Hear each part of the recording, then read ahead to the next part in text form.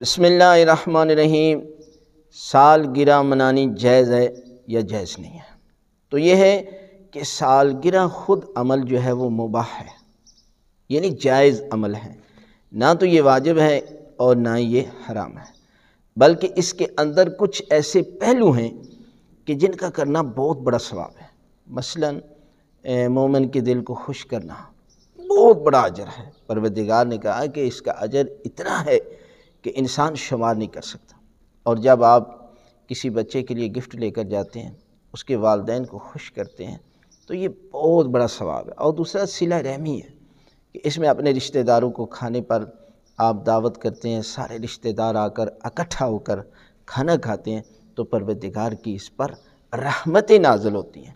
لہذا اس سالگرہ میں ویسے منانا جائز ہے، لیکن اگر آپ اس میں کوئی ایسے کام کرتے ہیں کہ جس کی وجہ سے حرام میں مبتلا ہو جاتے ہیں، تو یہ پھر جائز نہیں ہے، یعنی پھر وہ عمل خود جائز نہیں رہے گا۔ سالگرہ تو اپنی جگہ پر جائز ہے، لیکن وہ عمل ٹھیک نہیں ہے۔ مثال کے طور پر شادی کرنا بہت بڑا ثواب ہے، لیکن وہاں پر موسیقی گانے وغیرہ آپ لگا لیتے ہیں، وہاں پر ایسا عمل کرتے ہیں، تو یہ عمل حرام ہے۔